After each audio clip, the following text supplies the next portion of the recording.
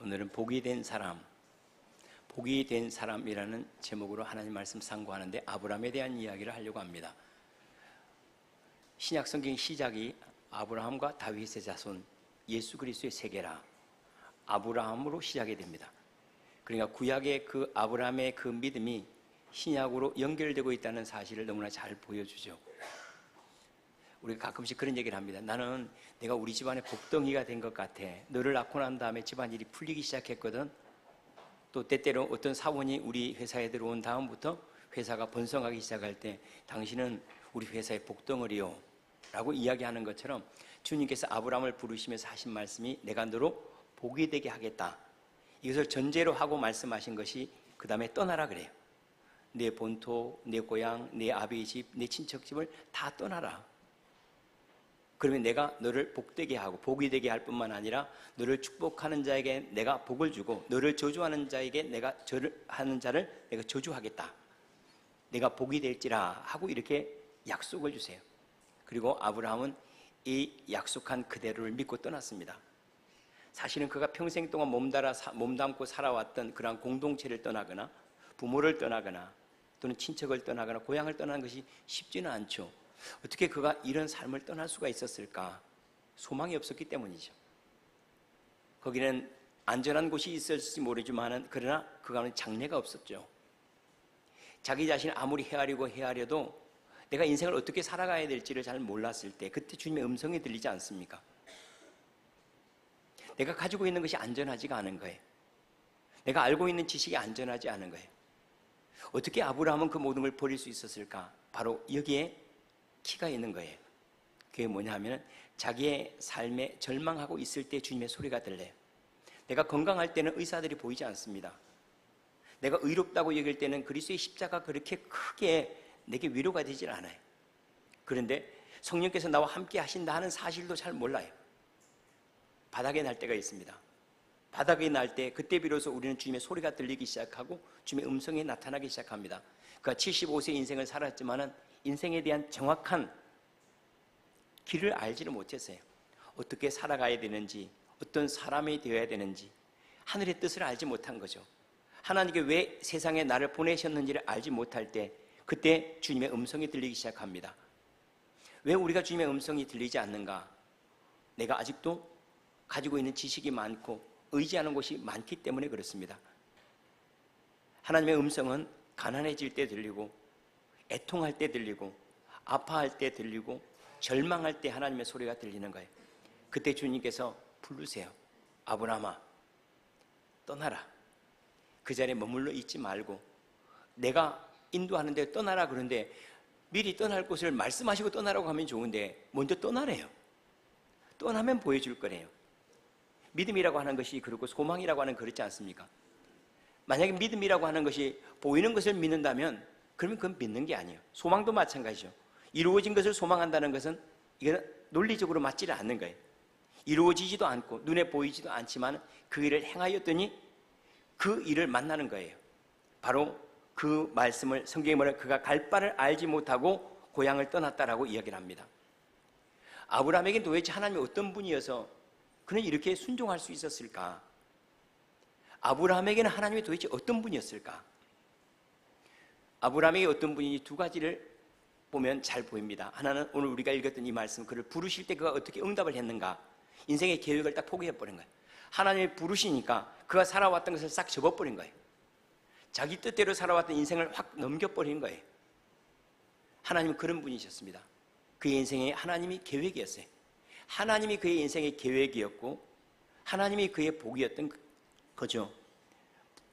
창세기 22장에 보면 하나님을 그가 어떻게 여겼는가, 그에게 하나님이 어떤 분인가를 잘 보여줍니다. 자기의 아들 이삭까지 기꺼이 드렸습니다. 그것도 번제로 드렸습니다. 네 아들 이삭을 나에게 번제로 드리라 할 때 아들을 주저하지도 않아요. 하나님 앞에 제물로, 그것도 번제물로 하나님 앞에 드리겠다는 거예요. 하나님과의 관계를 가장 소중하게 여겼던 사람. 우리는 언뜻 생각하면 아브라함은 어떻게 그렇게 복을 받고 하나님의 은혜를 누렸고 또 많은 사람들이 흠모해야 될 대상으로 이야기를 하나, 그렇게 얘기를 하지 않습니까? 그게 바로 여기에 있습니다. 그는 하나님과의 관계를 가장 소중하게 여겼고 하나님의 말씀을 가장 크게 들었던 사람이에요. 거기 앞에는 타협이 전혀 없어요. 떠나라 하면 떠나고 멈추라 하면 멈췄어요. 주님께서 말씀하신 그대로 움직여요. 그럼 여기 안에는 약함이 없었는가? 여기 안에 여전히 약함이 있어요. 그는 두려워해서 자기 아내를 누이라고 속이기도 하였고, 제사를 드리다 깜빡 잠이 들었는데 두려움이 확 사로잡힌 거예요. 이만큼 그는 나약한 몸, 연약한 몸을 가졌어요. 그럼에도 불구하고 그는 믿음을 따라 살았습니다. 왜냐하면 내 방법이 없으니까요. 내가 내 방법이 있으면 내 방법대로 살겠는데 내 자랑도 없어지죠. 내 의지도 별로예요. 내가 그렇게 의지하고 살아왔던 것들이 바닥이 다 날 때가 있어요. 저도 나름대로 제게 자랑이라고 하는 것이 있고 또 제가 해왔던 공로라고 한 게 있을 거 아닙니까? 그런데 이번 주간에는 가만히 들여다보니까 전부 다 마치 쌓아놨던 블럭이 무너지는 것처럼 하나도 자랑할 게 없는 거예요. 의지할 게도 아무것도 없는 거예요.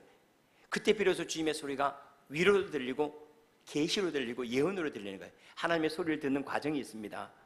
처음에는 하나님의 말씀이 많은 정보들 가운데 하나로 들려요. 많은 정보들과 맞아, 그렇게 살아야 돼. 그래, 그렇게 사는 것도 되겠지. 교회를 다니고 그렇게 열심히 하는 인생도 있겠지만 또 그렇지 않은 것도 있지 않겠어? 기도하는 삶도 있겠지만 기도하지 않는 인생도 있을 것이고, 많은 옵션들 가운데 하나처럼 다가올 수가 있어요. 이건 정보예요. 하나님 말씀이, 하나님 부르심이. 그러다가 갑자기 하나님 보여준 세상이 보이기 시작해요. 이걸 계시라고 합니다. 하나님 말씀이 계시로 보여져요. 아하, 무엇인가 나에게 보여주는 세상이 있어요. 저런 세상이 있단 말이야? 저런 인생이 있어? 저렇게 살아가는 사람도 있네? 저 사람이 응답을 받았다고? 고침을 받았다고? 구원을 받았다고? 용서로 자유하네? 그런 인생이 보일 때 이걸 계시적 단계라고 말할 수가 있어요. 그 다음 단계가 있습니다. 예언적 단계입니다. 그게 나를 향한 이야기로 들려져요. 오늘 이 말씀도 마찬가지예요. 이 말씀이 나를 부르신 소리를, 아브라함에게 한 소리가 아니라 나를 부르신 소리로 들릴 때 그것은 예언이라고 말해요. 그 말씀은 나를 초청한 거예요. 나는 아브라함에게 한 이야기가 아니라 아브라함을 통하여서 너에게 한 이야기야. 그런데 이 말씀을 나중에 신약성경의 사도 바울은 뭐라고 얘기를 해요? 그리스도께서 가난케 되시면 우리로 하여금 아브라함의 복을 얻게 하려 하심이라 그래요.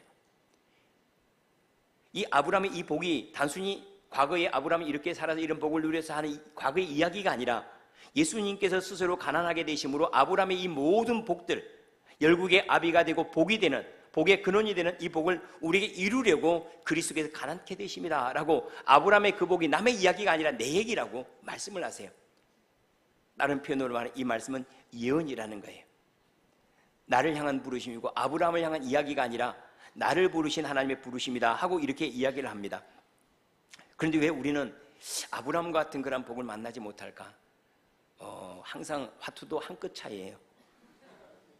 우리도 이거 한 끗 차이예요. 그 뭐냐면 우리는 감각적 동의는 하는데 몸으로 순종을 못 하는 거예요. 우리는 감각적 동의를 합니다. 그래서 맞아, 나 은혜 받았어. 오늘 설교 은혜스럽지 않아? 그 말씀을 들을 때만 난 늘 감동이야. 그런데 몸으로 하질 않아요. 아브라함의 탁월함은 뭔지 알죠? 감동이 없어요. 아브라함은 그냥 해요. 그냥 살아요. 감동이 있고 없고 은혜가 있고 없고 아니야. 하나님의 말씀하심에 그냥 가는 거예요. 그런데 우리는 먼저 은혜를 받고 그 다음에 안 해요. 그러니까 변화가 전혀 일어나지 않는 거예요. 땅의 아름다운 소산을 즐겨 순종함으로 얻을 것이라고 그랬어요. 땅의 아름다운 소산은 실제로 우리가 누릴 수 있는 것들은 몸으로 담길 때만 누릴 수 있다는 거예요. 지식도 그러합니다. 내가 알고 있는 지식들, 그건 내가 아는 것 같은데 싹 기억 너머로 다 지나가 버려요. 그럼 그게 내 지식일까? 남의 지식이야? 남의 지식이에요. 내 지식은 내 몸으로 담겨 있는 것. 여기 안에 담겨 불이 다 꺼질 때, 그리고 노트북도 딱 나가버렸어요. 아무것도 없어요. 원고도 없어요. 그때 내 입에서 나오는 말이 내 지식이에요. 우리 몸으로 담아내는 것만큼 내 것이에요. 우리는 그렇지 않죠. 남의 얘기 주워 들은 것도 내 것이라고 생각해요. 그건 정보일 뿐이에요. 하나님의 말씀이 내 몸에 담기는 만큼이 진실한 거예요. 그리고 그만큼의 영광을 만나는 것이 복이라 하고 이렇게 이야기를 합니다. 순종이라, 우리는 아브라함이 순종의 아이콘입니다. 순종하면 아브라함이에요. 이 순종이라는 말은 말씀하신 대로 간 거예요. 그래서 갈 바를 알지 못했다 그래요. 야, 이런 곳이 있으니까 너 이곳에 가는 게 어때가 아니라 어디로 가는지 몰라요. 먼저 떠나버리는 거예요. 떠나라고 하니까 떠나고 난 다음에 그 다음에 인도를 받는 거예요. 우리는 내가 먼저 생각해요. 떠나고 난 다음에 그래서 어떻게 하지? 계산이 먼저 돼요. 내가 먼저 올라와요. 내 경험들, 내 능력들, 내 것을 많이 계산하지 않습니까? 그런 다음에 대부분은 불가능해요. 하나님의 말씀이 가능한 것이 뭐가 있어요? 아무것도 없어요. 내가 여기서 순종할 수 있는 능력이 있기를 합니까? 깨달을 수 있는 지혜가 있기를 합니까? 그리고 그것을 그대로 순종해서 인내할 수 있는 인내가 있기를 합니까? 내게 있는 것이 아무것도 결국 결론은 뭐죠? 안 돼요. 아브라함은 되는 나는 안 돼요. 다윗은 되는 나는 안 돼요. 베드로 사도는 되는 나는 안 돼요. 그 사람 특별해서 되고 나는 안 돼요. 왜 그러죠? 내가 많아서 그래. 내가 내 생각, 내 경험, 내 지식, 내 계산들이 너무 많기 때문에 안 되는 거예요. 그래서 순종이라고 하는 것은 언제 일어나는가? 순종이라고 하는 것은 순교를 통해서만 일어납니다. 순교라는 말은 나 죽음이죠. 내가 없어야 일어나요. 내 계산이 안 돼야 돼요. 내가 의지할 데가 없어야 돼요. 내가 돌아갈 구멍이 없어야 돼요. 내가 의지할 데가 없고, 그리고 내가 자랑할 것이 하나도 없을 때, 우리 이거 뱅크럽시라고 얘기했죠. 이거 완전히 파산 상태가 될 때, 영적 파산 상태, 이것을 가난한 자라고 그래. 성경에서 가난한 자는 복이 나 천국이 저희 것임이라 말할 때 그 가난이라는 말은 영적 파산 상태예요. 자랑할 것도 하나도 없고, 돈을 벌어도 기쁨도 없고, 집이 바뀌어도 기쁨이 없어요. 손주를 봐도 기쁨이 아무것도 없어요. 아무것도 없는 거예요. 그때 비로소 하나님의 소리가 들린다는 거예요. 그리고 즐거이 그 말씀에 순종할 수 있게 된다는 거예요. 그런 거 보면 우리는 아직도 우리의 지식에 기름기가 많아요. 아직도 자랑할 것도 많고, 의지할 것도 많고, 숨길 것도 많고, 너무 많은 거예요. 그러니 따라갈 수가 없죠. 아브라함은 어떻게 그랬는가? 아브라함은 의지할 만한 것이 없어요. 그저 하나님 말씀하시면 그냥 갈 수밖에 없어요. 왜요? 그 말씀 외에는 들을 수 있는 게 없고 생각할 수 있는 여지가 전혀 없기 때문에 그렇게 한 것을 알 수가 있습니다. 그런데 대신에 아브라함에 있었던 것이 있습니다. 그것은 뭐냐면은 아들을 바칠 때 그의 믿음이 이러했다라고 얘기를 합니다. 아들 이삭을 하나님의 사한 제물로 바치라 그랬잖아요. 그때 성경은 뭐라고 이야기를 하는가 하면 하나님이 능히 이삭을 죽은 자 가운데 다시 살리실 줄로 생각한지라. 다시 말하면 그는 내가 이 일을 행했을 때 주께서 어떤 일을 행하실 것이라는 믿음을 가지고 행했다는 거예요. 그냥 바치라고 해서 바친 게 아니고 그냥 떠나라고 해서 떠난 게 아니고 그 일을 행하라고 하신 그 주님께서 뭔가 일으킬 것을 기대했던 거예요. 나에게 요구하신 주님이 그 일을 이루어내실 줄을, 떠나라고 하신 주님이 나를 책임져 줄 것을, 기도하라고 하신 주님이 나에게 응답하실 것을, 그러니까 나를 전혀 의지하지 않은 거예요. 그 일을 맡기신 이가 책임져 줄 것을 주님께서 하신 말씀이지, 주인이 품꾼을 쓸 때 삭을 준비하지 않고 쓸 수 있겠느냐 그랬어요. 주인이 품꾼을 쓰는데 그 삭을 준비하지 않고 쓸 주인이 어디 있겠냐? 주인이 그 삭을 준다라고 얘기해요. 하나님께서 우리를 기도시키실 때에 응답을 준비하지 않고 기도시키는 법이 있겠느냐? 아브라함을 부르실 때 예비된 곳이 없이 부르시겠느냐? 우리에게 봉사하게 하실 때 우리를 존귀하게 빚어가실 그 영광을 준비하지 않고 그 일을 맡기겠느냐는 거예요. 그래서 사도 바울은 내게 능력 주시는 자는 내가 모든 걸 할 수 있다 그랬어요. 나를 부르신 이가, 나를 세우신 이가 그 일을 책임져 줄 것에 대한 믿음.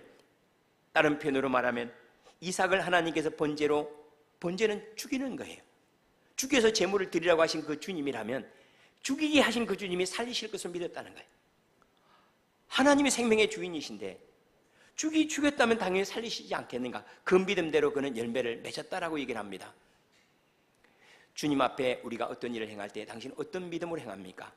예배 드릴 때 그저 예배하는 것이 아니라 그는 예배 드릴 때, 아브라함의 이 표현을 말하면 그는 예배 드릴 때 자기의 모든 허물이 덮여질 줄 믿음으로 예배를 드렸느니라.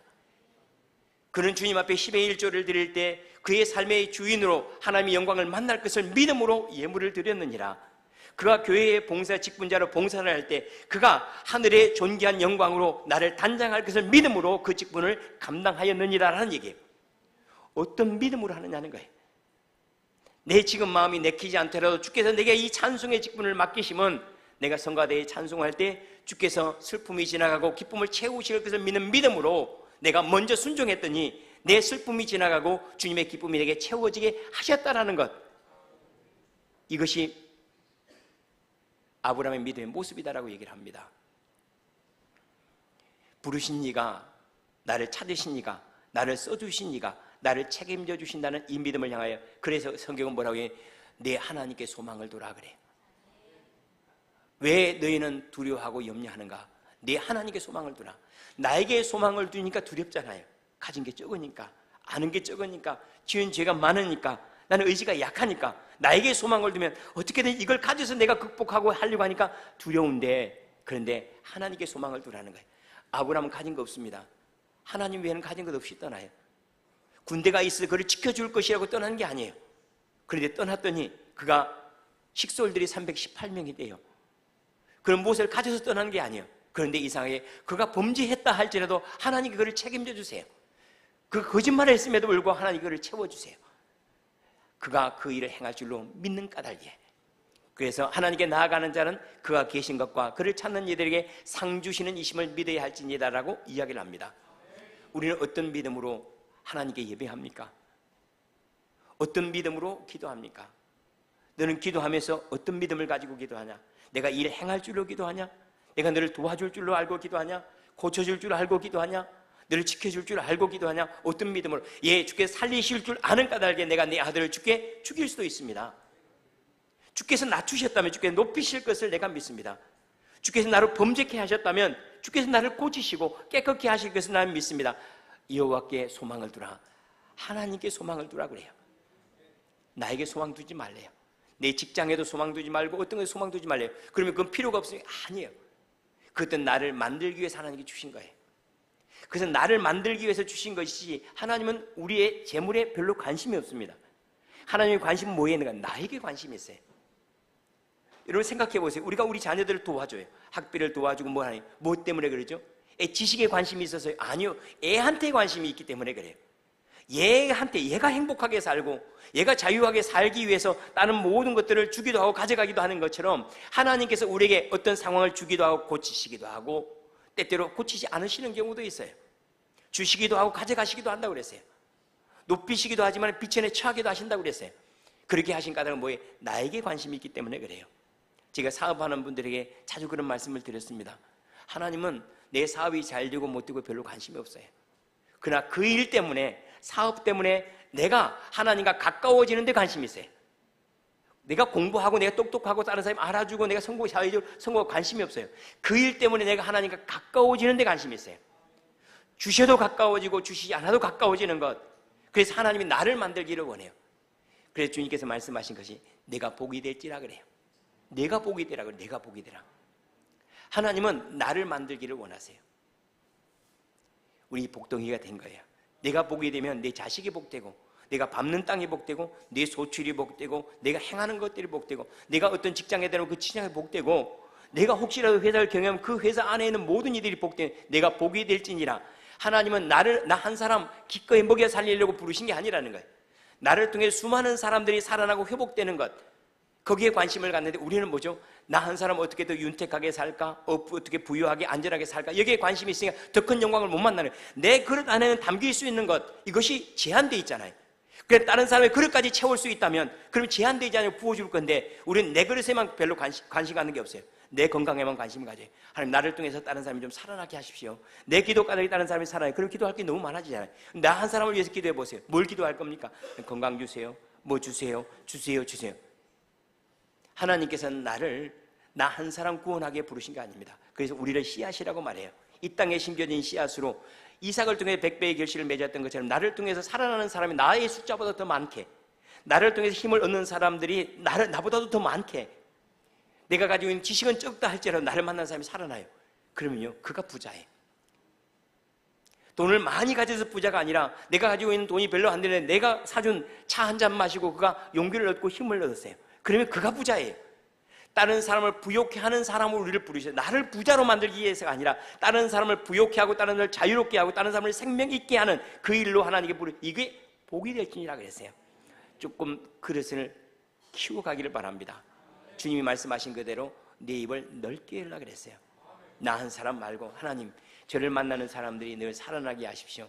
제가 열국의 아비처럼 제 안에서 나오는 사람들 생명을 갖고 살아오고 회복되는 사람들 살아나고 그리고 다시 번성게 되는 그러한 사람들이 많게 하십시오라는 이 열국의 아비의 마음을 꼭 기도할 수 있기를 바랍니다. 사람은 어떤 사람이 큰가? 인정받기를 원하는 사람도 남을 인정해 주는 사람이 훨씬 큽니다. 저는 많은 사람이 인정받는 사람이 큰 줄로 생각했어요. 많은 사람이 막 박수를 치잖아요. 야, 저분 대단하지 않은 박수를 치는 사람이 큰 줄로 알았어요. 그런데 박수를 쳐주는 사람이 이 사람보다 더 큰 사람이에요. 잘 생각해 보세요. 누가 큰 사람일까? 여러분들이 여러분 경험을 통해서 보세요. 내가 누군가 영 안 있구만. 시기심이 나. 그럼 내가 그 사람보다 적기 때문에 그런 거예요. 내가 그 사람보다 크면요. 그럼 박수가 돼요. 그렇죠. 사장은 사원이 잘 됐을 때 박수를 쳐요. 사원은요, 잘 안 돼요.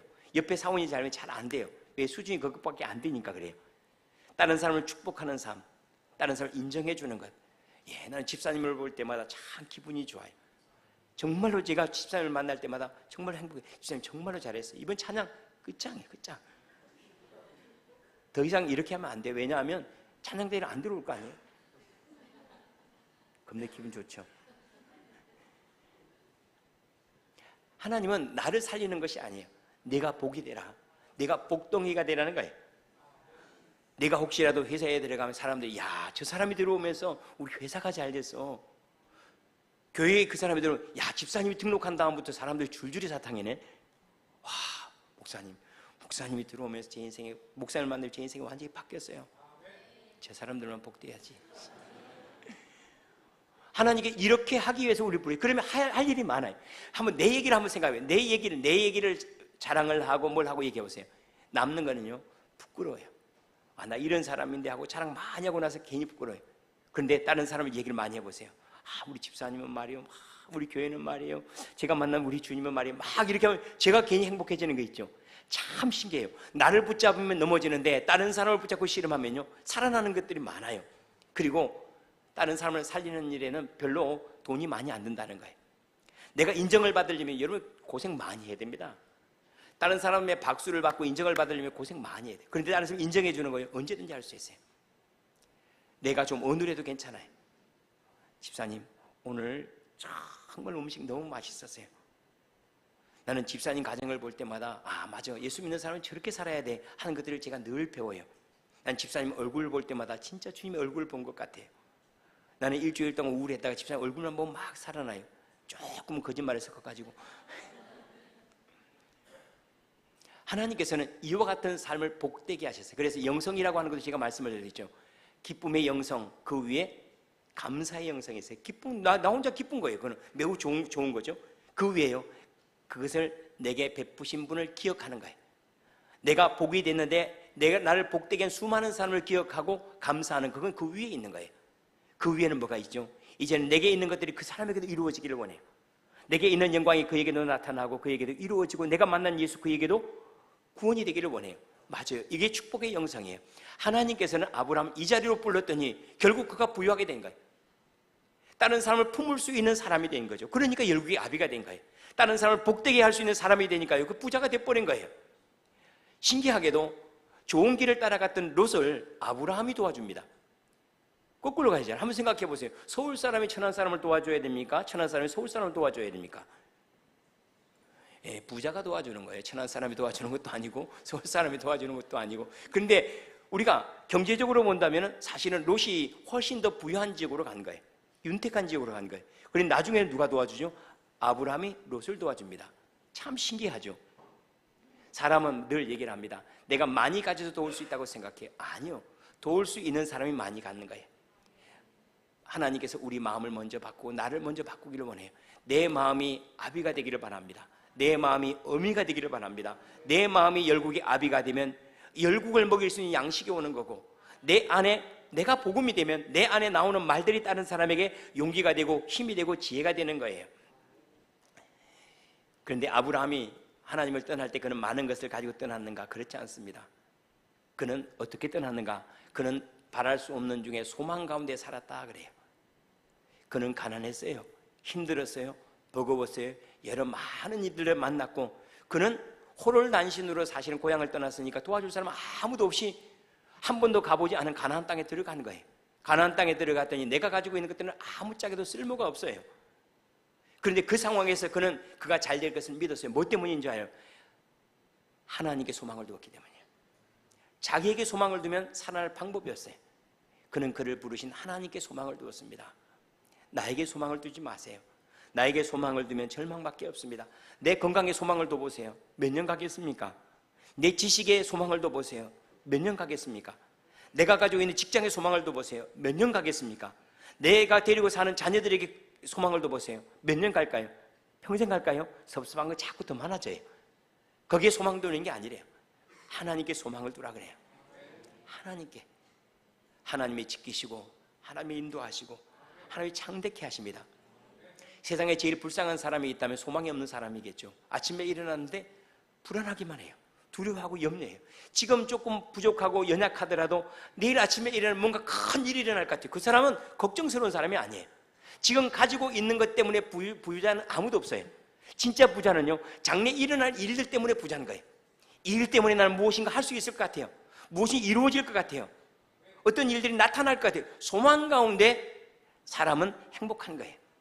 근데 이 아브라함은 뭐라고 얘기하나요? 그는 바랄 수 없는 중에 바랐고 그래요. 한번 생각해 보세요. 그가 바랄 게 뭐가 있습니까? 가나안 땅을 하나님께 통째로 준다고 해서 그걸 돈으로 계산하면 얼마만큼 많은 돈이 되는데, 그리고 그는 평생 동안 자기가 돈을 주고 산 땅은 얼마 되지 않습니다. 자기가 묻힐, 우리나라 말로 하면 선영, 그 정도 산 거예요. 막벨라굴이라고, 헤브론에 있는 막벨라굴, 자기가 묻히고 자기 아내가 묻혔던 그 막벨라굴, 그거 외에는 산 땅이 없어요. 자기에게는 소망이 전혀 없었던 거예요. 그럼에도 불구하고 그는 아침에 일어날 때 늘 소망 가운데 일어났고, 어떤 일을 행할 때 주께서 지켜주실 것, 그것에 대한 소망으로 안전하게 일어났어요. 뭐 때문이죠? 군대 때문일까요? 많이 가졌을까? 아니에요. 나를 지키신 하나님으로 인하여서요.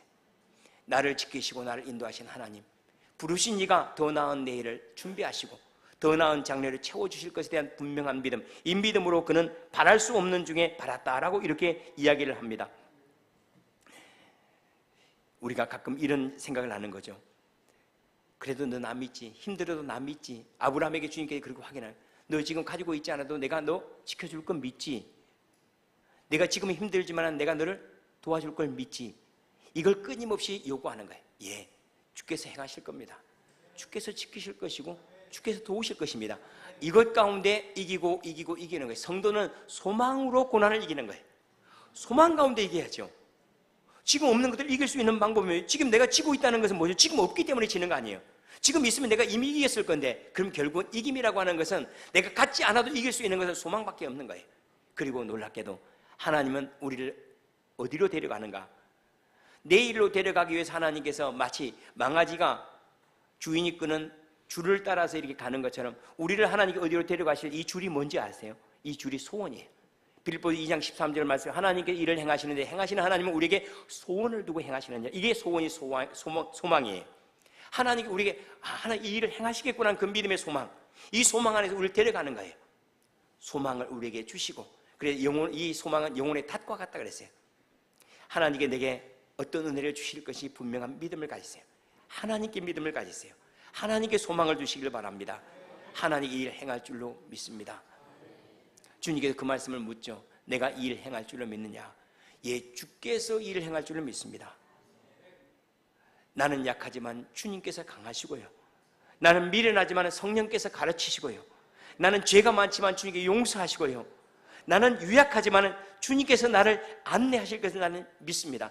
하나님의 능력 안에서만 내가 할 수 있다는 사실, 그리고 나는 그 능력, 그 은혜 안에 늘 머물기를 소망합니다. 우리 언뜻 생각하면 이 아브라함이 가나안 땅을 기업으로 삼았던 것 같잖아요.